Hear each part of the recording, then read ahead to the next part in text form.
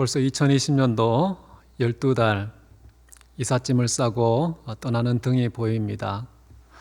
그 등을 지켜보는 제 마음 참 만감이 교차하는데요. 여러분은 어떠십니까? 한 해를 기쁨으로 잘 보내고 또 새해를 설렘으로 잘 맞이하는 송구영신 예배, 처음과 끝이 하나님께 드려지는 예배로 기념되는 그런 새해를 맞이하고자 오늘 송구영신 예배 함께 준비했습니다. 우리 다 같이 묵도하심으로 예배를 시작하도록 하겠습니다.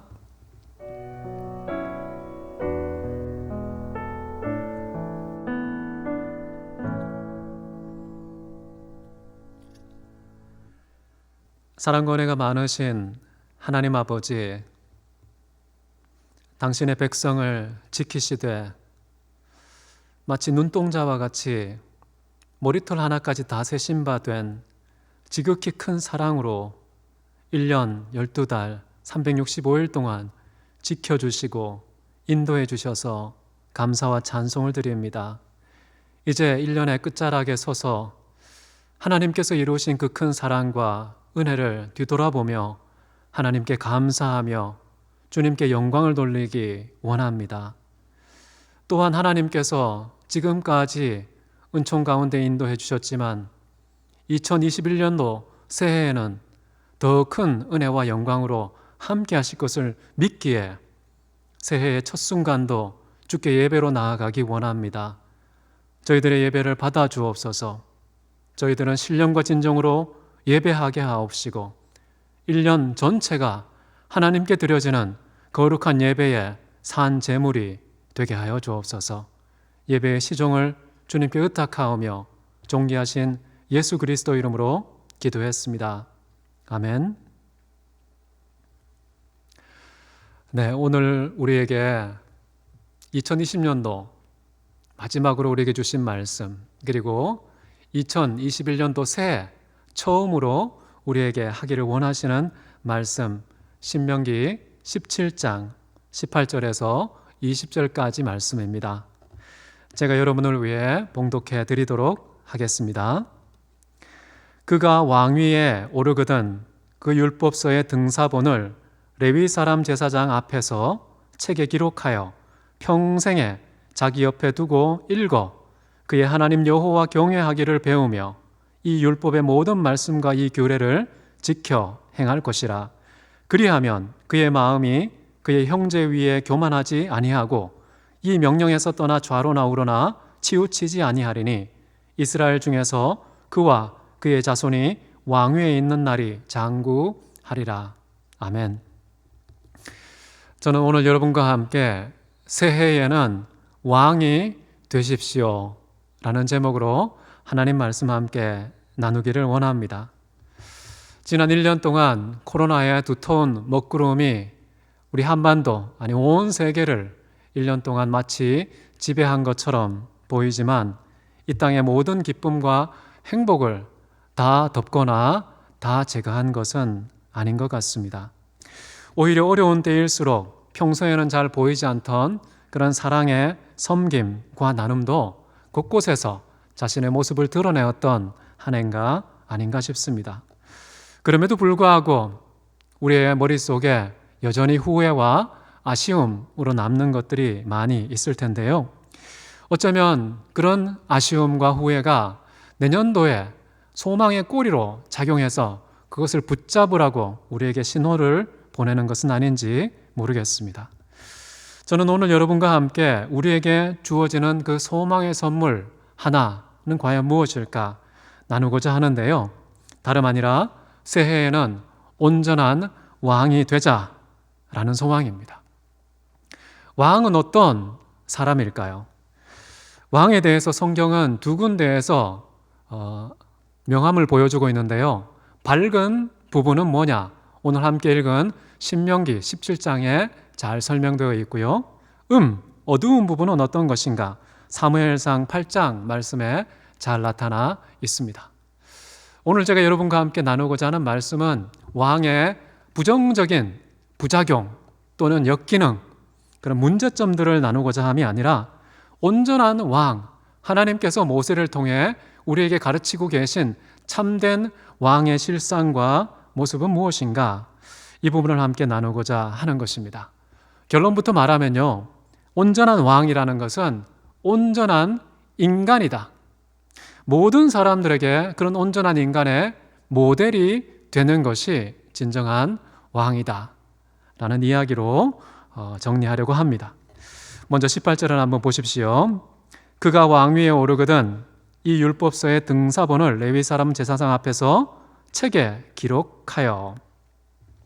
왕위에 오르거든, 이런 왕에 오른다는 말의 의미는 무엇일까요?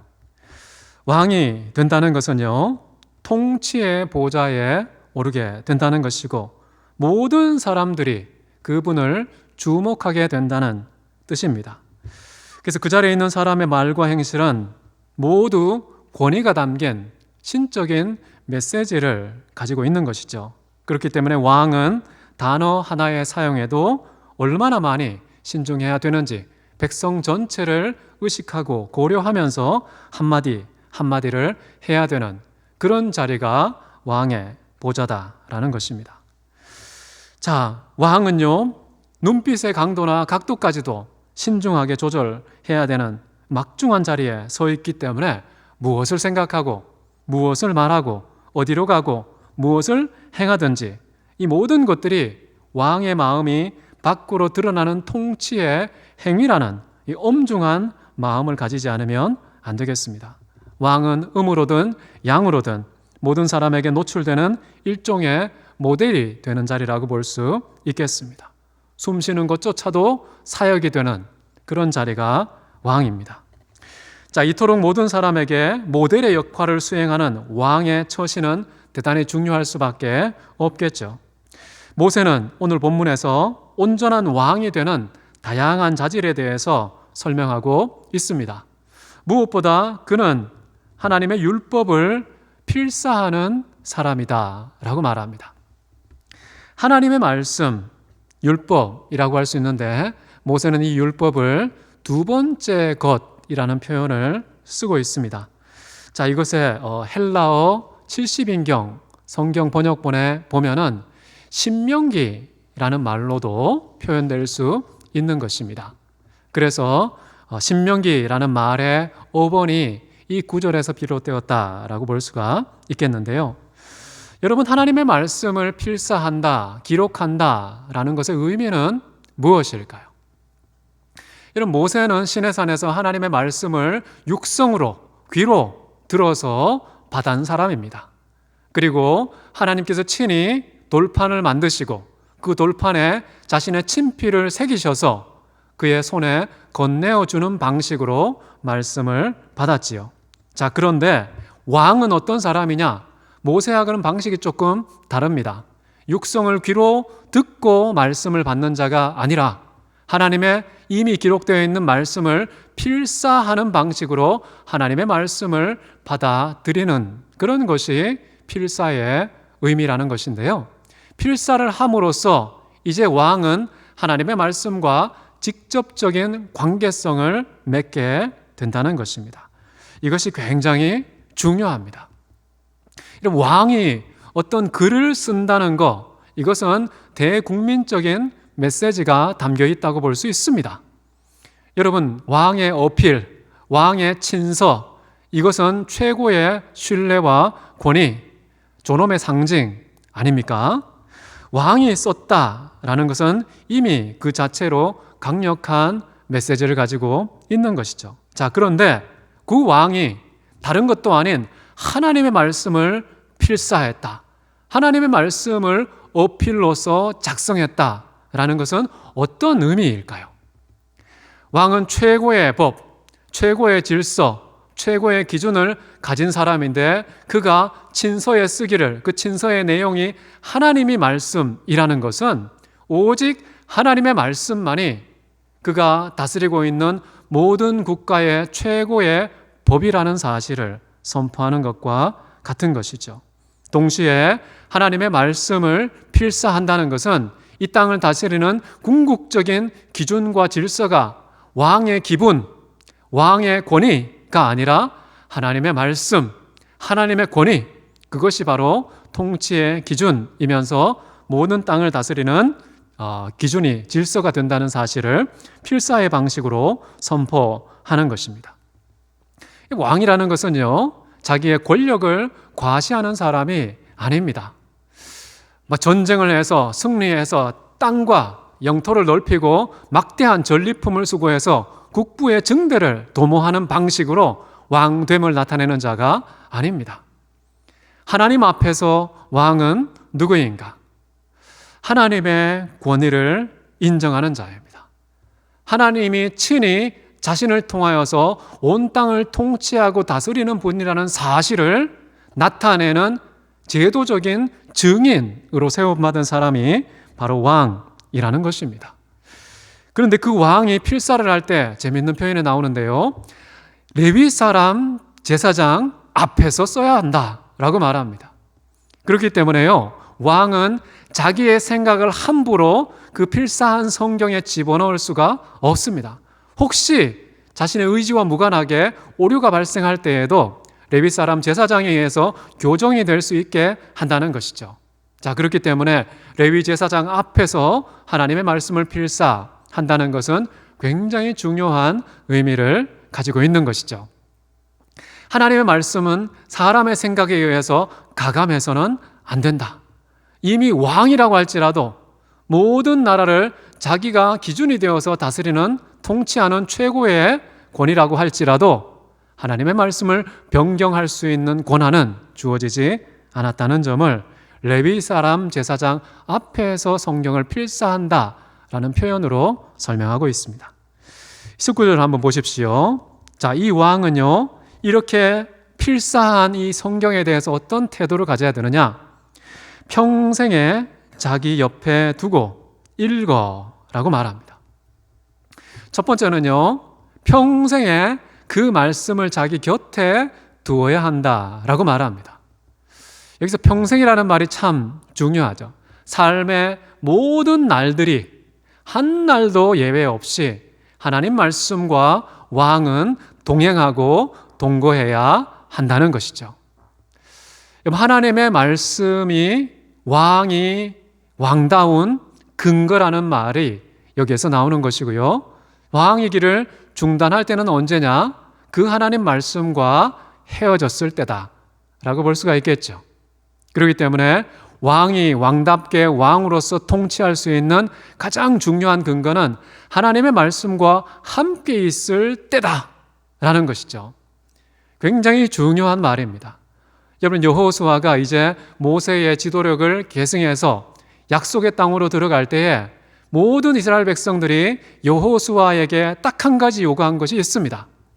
하나님께서 모세와 함께 하셨던 것처럼 당신도 하나님과 함께 계시기를 원합니다. 하나님과 여호수아가 영원토록 평생에 함께 한다면 우리는 당신의 모든 말에 순종하고 따를 것입니다 라고 말했습니다. 하나님의 말씀이 왕과 함께 있지 않는다면요, 왕의 모든 권위는 상실할 수밖에 없다는 것이죠. 백성들도 알든지 모르든지 왕의 권위를 무시하고 거절하게 되어 있습니다. 정말 하나님을 두려워하고 하나님의 말씀이 늘 일평생 함께하는 왕이 되는 것이 왕의 첫 번째 자질이다 라는 것이죠. 그렇기 때문에 자기가 직접 필사를 하고 그 필사한 성경본을 늘 자기 곁에 두어 평생 동안 함께 살아야 한다라는 것인데요. 자, 이것이 물리적으로 성경책과 왕이 함께하는 의미도 있지만 더 중요한 것은요, 함께라는 말을 쓸 때는 항상 마음과 결부되어 있다는 점을 기억해야 합니다. 나 성경 필사했어. 성경 필사한 거 내 머리맡에 있어. 내 서재에 있어. 내 도서관에 있어. 그게 아닙니다. 왕이 필사된 성경책과 함께한다는 말의 의미는 그 하나님의 말씀이 내 마음팍에 새겨지게 하라라는 의미가 담겨 있는 것이죠. 단순히 종이에, 파피루스에 쓰는 것이 아니라 마음판에 글을 새기는 것이 진정한 필사라는 말이기도 합니다. 그래서 지혜자는 이런 말을 했습니다. 잠언 7장 3절에요. 이것을 내 손가락에 매며 이것을 내 마음판에 새기라. 손가락에도 매라고 했고요, 마음판에도 새기라고 말합니다. 실제로 필사한 성경책이 물리적으로 곁에 있는 것도 중요하고요, 그러나 보다 궁극적으로 중요한 것은 우리 마음속에 하나님의 말씀이 새겨져 있어야 한다는 것이죠. 하나님께서 인정하는 진정한 왕의 모습은 하나님의 말씀이 함께하는데 그 함께하는 말씀의 좌소가 단순히 책이 아니라 내 마음의 책 속에 말씀을 저장하고 보관하는 그런 함께함이 있어야만 한다라는 점을 기억하면 좋겠습니다. 모세도 하나님의 말씀 받을 때 단순히 이스라엘 백성들의 귀에 들리도록 주기 위함이 아니었고요, 그 마음에 새기라는 말씀을 신명기 6장 6절에서 계속해서 말씀하고 있죠. 자, 그런 것처럼 말씀의 위치는 책이기보다는 보다 궁극적으로는 이 마음의 서판에 새겨야 한다는 것을 기억하면 좋겠고요. 그 다음에는 뭐가 나옵니까? 곁에 두고서 읽으라고 말합니다. 여기서 읽다는 말은 눈으로 읽는 것이 아닙니다. 소리를 밖으로 밀어내어서 자신과 타인들도 들리도록 공적으로 선포하는 성격의 읽기를 말하는 것이죠. 이런 왕이 입을 열어서 하나님의 말씀을 읽는다는 게 어떤 의미일까요?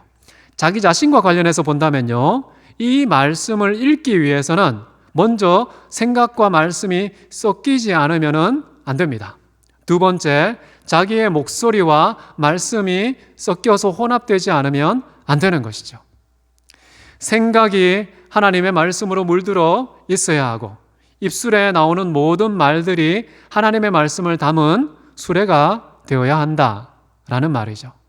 내면에 있는 것이나 밖으로 나오는 것이나 다 하나님의 말씀으로 가득 채워진 왕이 되어야 한다라는 것이 말씀을 읽는다의 어떤 개인적인 의미라고 볼 수 있습니다. 그러나 대외적인 의미는 무엇일까요?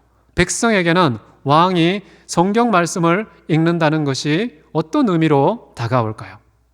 여러분, 어명이라는 말 들어보셨죠? 왕이 입을 열어서 명령을 내리면 누구도 저항할 수 없는 권위를 갖지 않습니까? 자, 그런데 그런 입술을 가지고서 하나님의 말씀을 읽는다. 그러면 왕이 지금 백성에 대해서 어떤 메시지를 전하는 것입니까? 지금 내 입에서 하나님의 말씀이 나오고 있다. 하나님의 말씀이 임금의 입술에서 나오고 있다. 그렇기 때문에 누구도 저항하지 말고 누구도 거부하지 말고 모든 사람이 그 말씀 앞에 무릎 꿇고 받아들이고 순종하고 따르는 삶을 살아야 한다. 그런 메시지가 왕이 성경을 읽는다라는 것의 대외적인 의미라고 저는 생각하고 있습니다. 자, 이렇게 하나님의 말씀을 쓰고 그 다음에 곁에 두고 그 다음에 읽어서 도대체 어떤 유익을 얻고자 함일까요? 두 가지를 소개합니다. 그 19절 뒷부분 보시면요, 그의 하나님 여호와 경외하기를 배우며 이 율법의 모든 말씀과 이 규례를 지켜 행할 것이라.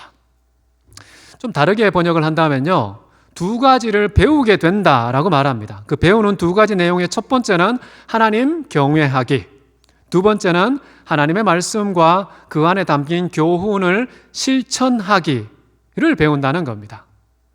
여호와 경외와 말씀의 순종, 이 두 가지를 말씀을 필사하고 말씀을 곁에 두고 말씀을 읽음으로써 나타나는 그 결과가 된다는 것입니다. 하나님을 경외한다는 것, 하나님을 마땅히 두려워할 자로 두려워하게 된다는 것, 하나님의 말씀을 읽지 않으면 결코 일어날 수 없는 일이다라는 점을 기억하면 좋겠습니다. 하나님의 말씀은요, 살아 운동력이 있는 말씀입니다. 그것을 읽으면 신기하게도 읽는 자를 변화시키는 능력을 나타내는 것이죠. 하나님을 경외하고 그 말씀에 순종하게 되는 이 놀라운 변화, 이 변화는 도대체 어떤 유익을 가져오게 될까요?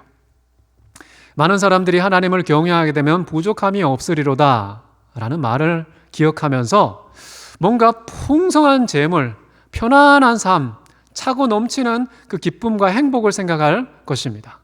자, 그런데 과연 이 하나님을 경외하고 그 말씀에 순종하는 것은 어떤 축복을 우리에게 주시는 것일까? 여러분, 그걸 먼저 생각하기 전에 하나님을 경외하고 그 말씀에 순종하면 하나님께 보탬이 되고 하나님께 유익이 되는 거 아닌가? 우리에게는 괴로움과 답답함과 뭔가 억압당하는 그런 일들이 생기는 게 아닌가라고 의심하는 분들도 계십니다.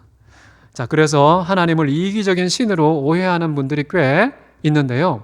절대 그렇지 않다는 것을 모세는 신명기 5장 29절에서 이렇게 말합니다. 다만 그들이 항상 이 같은 마음을 품어 나를 경외하며 내 모든 계명을 지켜서 그들과 그 자손이 영원히 복받기를 원하노라. 모세를 통해서 하나님께서 하나님 경외와 말씀에 순종하는 것의 참된 유익은 하나님 자신에게 있는 것이 아니라 바로 그렇게 하는 백성에게 있다라고 선포하고 있는 것이죠. 영원히 그들과 그 자손이 복을 받게 되도록 하는 유일한 비결이 있다면 두 가지라는 겁니다. 하나님을 경외하고 그 모든 계명을 지켜 행하는 것. 자, 그렇기 때문에요. 하나님께서는 우리의 축복, 우리의 행복, 우리의 기쁨, 우리의 만족을 위해서 하나님을 경외하고 순종하라 라고 말씀하고 있다는 점을 기억해야 되겠습니다. 여러분, 인간이 정말 하나님께 무슨 유익이 있겠습니까? 절대 어떤 유익을 줄 수 있는 존재가 아니에요. 하나님께서는요, 이미 완전하신 분입니다. 그리고 최고의 위대한 그런 창조주 하나님께서 연약하고 무지한 그런 피조물에 의해서 받을 수 있는 유익은 하나도 없습니다. 아주 상식적으로 생각해 봐도 있을 수 없는 일 아닙니까? 자, 그렇기 때문에 욥기에는 이렇게 기록되어 있습니다. 욥기 22장 2절 3절에요. 우리가 여러 번 살펴본 것인데 사람이 어찌 하나님께 유익하게 하겠느냐? 지혜로운 자도 자기에게 유익할 따름이라. 네가 의로운들 전능자에게 무슨 기쁨이 되겠으며 내 행위가 온전한들 그에게 무슨 이익이 되겠느냐? 그 사람이 의롭거나 그 사람이 지혜롭거나 그 사람이 선을 행한들 도대체 안팎으로 아무리 사람들 사이에 뛰어나다 칭찬받는다고 할지라도 그 중에서 어떠한 것도 하나님께는 유익과 기쁨을 줄 수 없다라는 것입니다. 이 모든 것들의 참된 수혜자는 인간이다 라는 점을 다시 한번 반복하고 싶은데요. 자, 그러면 어떤 종류의 유익을 인간이 받게 되는가?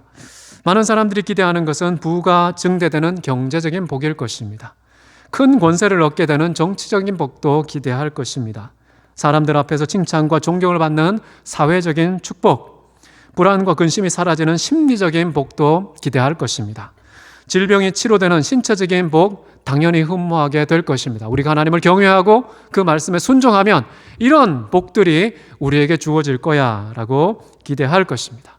실제로 이런 복들이 주어지기도 합니다. 아주 큰 유익이죠. 근데 그럼에도 불구하고 이 모든 복들이 상대화될 정도로 궁극적인 본질적인 복이 있다고 말합니다. 보다 궁극적인 복은 바로 인간이 인간답게 된다는 것에 있습니다. 왜 그럴까요? 전도서 12장 13절 보시면 이렇게 나와 있습니다. 일의 결국을 다 들었으니 하나님을 경외하고 그의 명령들을 지키라. 이것이 모든 사람의 본분이라. 하나님을 경외하고 그 말씀을 지켜 행하는 것, 이것이 인간의 본분이다 라고 말합니다. 이것을 히브리어 직역을 하면은 조금 다르게 번역할 수 있는데요. 이것이 바로 인간 전체이다. 이것이 바로 전 인간이다 라는 것입니다. 인간의 정의가 뭐냐 하면 하나님 경외와 그 말씀의 순종이라는 것입니다. 그것을 통해서 어떤 축복을 부수적으로 파생적으로 받는 것이 아니라 이미 여호와 경외와 하나님 말씀에 순종하는 것이 그 자체가 인간의 정체성, 인간의 본질, 인간의 인간다움이라고 설명하고 있는 것이죠. 여러분, 실제로 하나님을 떠나면 어떤 문제가 생기냐 하면 하나님을 떠나면 여러 가지 부작용들이 생기지만 가장 심각하고 근원적인 문제는 무엇인가? 그것은 바로 인간이 인간이기를 중단하게 된다는 것입니다. 하나님 경외하는 것이 인간인데 하나님 경외하지 않는다면 그 인간됨을 중단한 것과 마찬가지이기 때문에 그런 것이죠. 그렇기 때문에 인간의 참된 축복은 뭘까요? 단순히 인간이 하나님을 떠나서 받는 형벌을 모면하는 것이, 그리고 그 형벌 대신에 어떤 축복을 받는 것이 참된 복이 아니라 인간이 상실했던 인간다운 인간성의 회복이 바로 우리 인간에게 최고의 복이 된다는 것입니다. 다시 말씀드립니다. 올바른 왕은 누구인가? 하나님을 경외하고 그 명령에 순종하는 온전한 인간, 하나님 말씀을 등사하고 곁에 두고 읽으면서 여호와 경외와 하나님 말씀에 순종하는 참된 인간, 전적인 인간이 되는 것이 바로 왕이다 라고 신명기 17장은 우리에게 가르치고 있습니다. 경외와 순종은 역사의 두 축입니다. 하나님을 경외하고 순종하지 않으면요, 역사는 쇠락과 몰락의 길로 떨어지게 되어 있습니다. 그런데 하나님을 경외하고 순종하면 신기하게도 역사가 흥하는 상향곡선을 그리게 된다는 점, 이것은 조금만 우리가 역사를 관찰하면 확인할 수 있습니다. 그렇지 않으면 온갖 재앙과 전쟁이 일어나서 파멸과 멸망이 초래될 수밖에 없는데요. 여러분, 모세는 이렇게 말합니다. 신명기 28장에서요. 네가 만일 이 책에 기록된 이 율법의 모든 말씀을 지켜 행하지 아니하고 하나님 여호와라 하는 영화롭고 두려운 이름을 경외하지 아니하면 여호와께서 내 재앙과 내 자손의 재앙을 극렬하게 하시리니 그 재앙이 크고 오래고 그 질병이 중하고 오래일 것이라. 만약에 극렬하고 오랜 그런 재앙이 있고 위중하고 오랜 질병이 있다면 이 말씀을 한번 기억할 필요가 있습니다. 과연 나는 하나님을 경외하고 있는지, 그 말씀을 지켜 행하고 있는지. 그렇지 아니하면 하나님께서 친히 큰 재앙과 극렬한 질병과 고통이 주어지게 된다라고 말씀하고 있기 때문입니다. 여러분, 개인이든 공동체든 한 민족이든 한 세대이든 인생과 역사는 경외와 순종이라는 두 축을 중심으로 움직이고 있다는 사실 기억하면 좋겠습니다. 그리하면 형통하고 그리하지 아니하면 추락하는 인생이 된다는 점 잊지 마시기를 바랍니다. 그래서 여호와를 경외하고 그 명령을 순종하는 것은 행복한 인생의 본질이다, 근거이고 시작이라는 점을 기억하십시오. 그런 사람에게 하나님께서는 모든 복을 주시겠다 라고 신명기 28장에 분명히 기록하고 있습니다. 그 사람은 도시에 가도 복을 받고 시골에 머물러도 복을 받고 자신과 자녀와 주거지와 소유물과 쌀띠주와 그릇까지 복을 받고 들어와도 복을 받고 나가도 복을 받는다. 모든 종류의 복을 다 받게 된다라고 약속하고 있습니다. 이런 하나님은 변하지 않으시기 때문에요, 모든 개인에게, 민족에게, 모든 세대에게 적용되는 말씀이겠습니다. 이제 마지막 20절을 한번 보십시오. 만약에 하나님 말씀을 등사하고 곁에 두고 읽고 여호와를 경외하며 하나님 말씀에 순종하게 되면 어떻게 될까요? 20절에 그리하면 그의 마음이 그의 형제 위에 교만하지 아니하고. 아주 중요한 내용이 나오죠. 비록 세상에서는 제도적인 최고의 권위와 권력을 가지고 있지만 그럼에도 불구하고 절대 형제 위에 자신을 높이지 않는다는 것입니다. 교만하지 않게 된다는 것입니다. 진짜 왕은 누굴까요? 모든 백성들과 동등한 존재라는 사실을 인간의 인간다움을 통하여서 나타내는 사람이 된다는 것입니다. 이것을 망각하게 되면은 아주 못된 왕의 부작용, 문제점들이 나타나게 되는 것이죠. 그러나 하나님의 말씀 쓰고 읽고 묵상하고 실천하면 바로 그 사람은 모든 백성 단 한 사람이라고 할지라도 자기보다 낫다고 생각하지 않고 동등한 형제와 자매가 된다는 이런 사실을 확신하는 사람이 진정한 왕이다라는 것입니다. 그리고 이 사람의 인생은 좌로나 우로나 치우치지 않게 될 것이고요. 이스라엘 중에서 그와 그의 자손이 왕위에 있는 날이 장구하게 될 것이다. 하나님의 말씀대로 경외하고 순종하는 이런 왕이 자녀들에게 본을 보이고 교훈을 남겨서 대대손손 참된 인간성을 회복한 진정한 왕이 되어서 모든 사람들에게 참된 인간은 이거야 라고 모델을 제시하는 그런 방식의 통치가 장구하게 이어지게 될 것이다 라는 약속이 되겠습니다. 자, 그런데 과연 지금 모세가 설명하고 있는 참된 왕의 자질을 제대로 갖추고 실제로 이런 자질을 구현한 역사 속의 인물이 있습니까? 저는 역사 신학 공부했지만은요, 세계 역사를 탈탈 털어봐도 정말 이런 종류의 왕은 등장한 적이 없습니다. 심지어 다윗도 이런 종류의 왕은 아니었습니다. 자기의 백성 밧세바를 유린했고 자기의 부하 우리아를 죽여버리는 이런 끔찍한 사람 위에 사람 있고 사람 밑에 사람이 있는 듯한 이런 차별을 왕이 되면서 실수를 저지르고 그 문제를 덮으려고까지 했고 결국 나단 선지자에 의해서 발각되어서 통회하고 자복하기는 했지만 정말 성경이 말하는 왕의 참모습은 아무도 보여주지 못했다.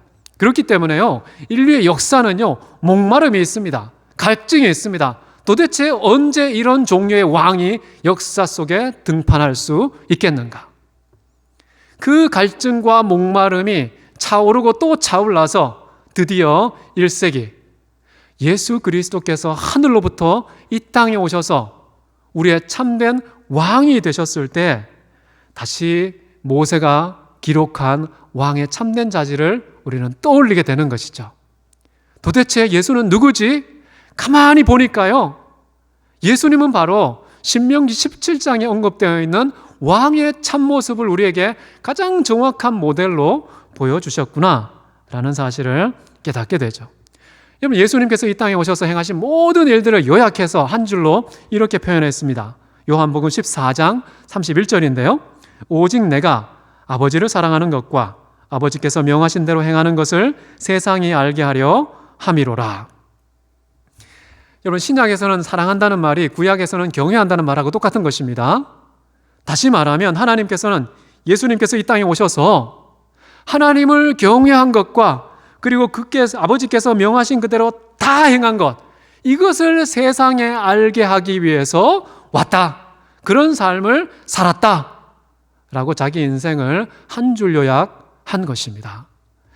예수님은 그럼 누구겠습니까? 하나님을 경외하고 그의 명령을 다 지켰대요. 이것을 전도서의 문맥에서 본다면은 예수님은 전 인간의 참모습으로 오셨구나. 진짜 인간은 바로 예수였구나. 진정한 왕은 예수였구나. 라는 점을 우리는 여기에서 확인하게 되는 것입니다. 하나님께서 태초에 인간을 창조하실 때요, 정말 인간다운 인간의 모습으로 지으시고 보시기에 심히 좋았다고 평하셨어요. 그런데 인간이 죄를 지어서 그 인간성을 상실하게 됐습니다. 그래서 하나님께서 어떻게 하셨습니까? 노아에게 은총을 베푸셔서 다른 모든 부패한 인간을 다 이 세상의 지면에서 지우시고 은총을 입은 노아에게 새로운 인류의 기회를 제공했죠. 그럼에도 불구하고 또 실패하게 됐죠. 그때 또 아브라함이라는 한 사람을 선택하셔서 그를 믿음의 조상으로 세우고 진짜 인간다운 인간의 인류를 출발하게 됩니다. 근데 그럼에도 불구하고 아브라함이 제대로 된 인간의 참모습을 보여주지는 못했고 그 후손들도 계속해서 못했지만 아브라함과 다윗의 후손 예수 그리스도께서 드디어 첫 번째 아담이 실패했던 그 인간, 부패하고 파괴된 그 참된 인간성, 그것을 하나님 경외와 명령에 대한 순종의 방식으로 회복시키신 분이다 라는 것을 우리는 깨닫게 됩니다. 여러분, 예수님께서 우리 인생의 모델이시기 때문에 우리는 어떻게 해야 될까요? 이 모델을 따라서 살아가는 것이 마땅한 것입니다. 그래서 바울은 로마서 8장에서요 이런 말을 했습니다. 29절에 하나님이 미리 아신 자들을 또한 그 아들의 형상을 본받게 하기 위하여 미리 정하셨느니라.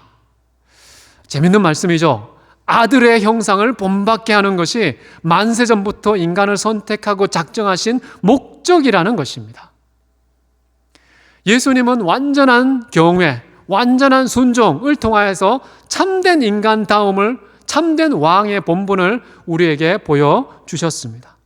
그런데 그 아들의 형상을 우리가 본받아야 한다고 얘기하면서 그것은 시간 속에서 갑작스럽게 설정된 목적이 아니라 창세전에 영원토록 하나님께서 가슴에 품고 계셨던 우리를 향한 목적이었다고 사도 바울은 간파한 것이죠. 여러분, 이제 새해가 시작됐습니다. 이 새해에는 하나님께서 영원 전부터 우리를 향해 가슴에 품고 있었던 그 목적, 그 뜻을 이루는데 한 발짝 또 한 발짝 다가가는 한 해가 되기를 원합니다.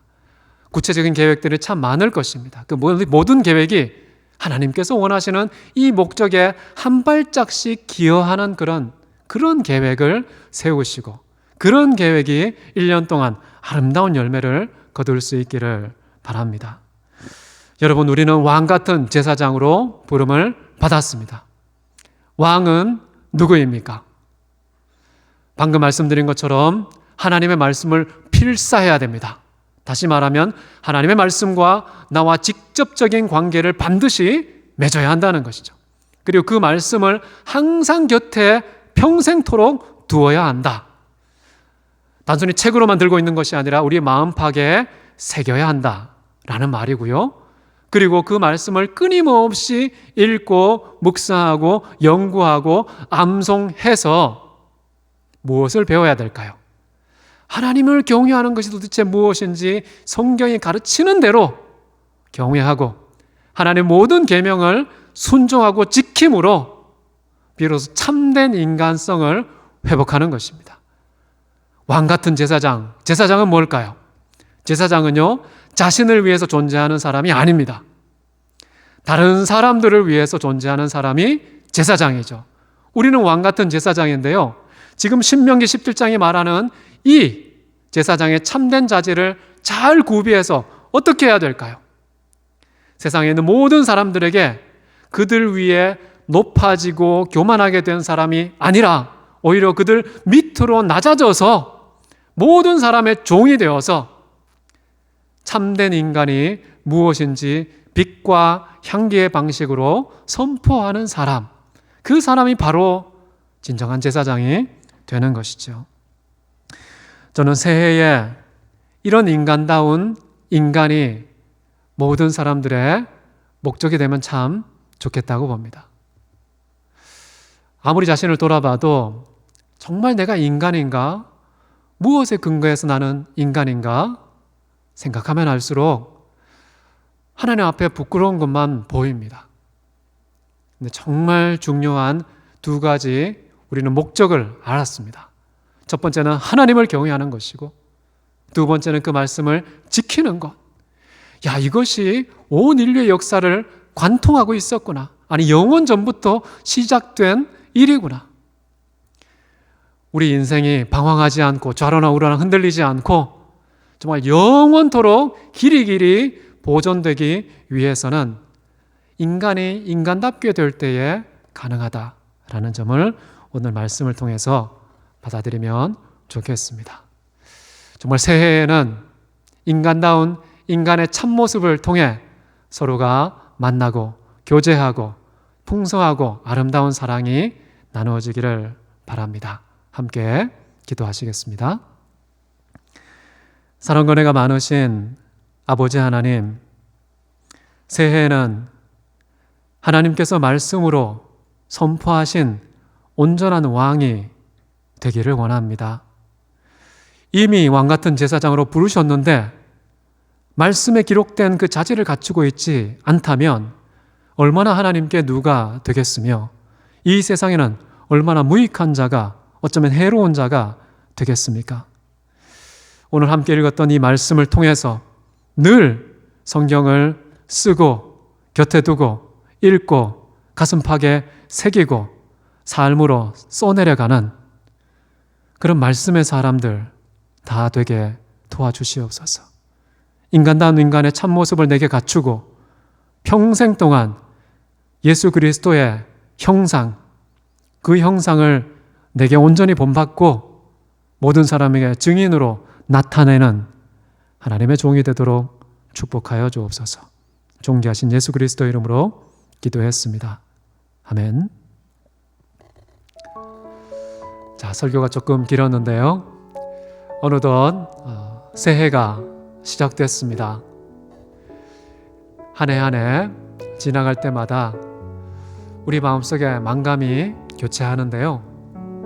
새해의 첫 발을 내디딘 이 첫 순간, 전 여러분이 하나님을 먼저 바라보는 사람이 되고 그 다음에 사람을 바라보고 그 다음에 모든 만물을 바라보는, 그렇게 해서 우선순위가, 질서가 2021년도에는 아름답게 확립되고 그것이 1년 내내 지속되어서 가장 아름다운 해였다라는 고백을 올해 이 시간 연말에 확인할 수 있으면 참 좋겠습니다.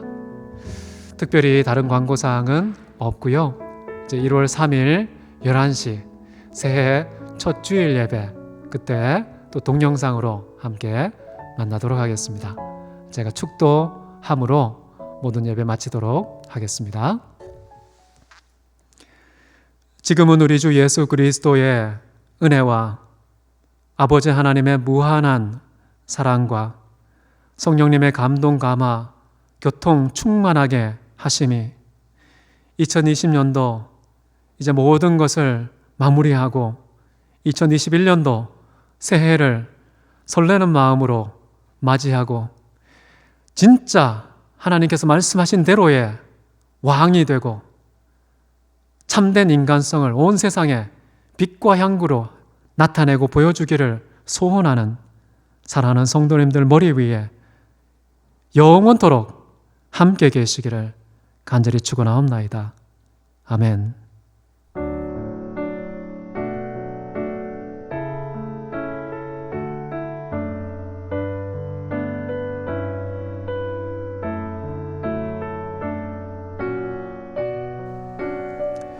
모든 예배 마쳤습니다.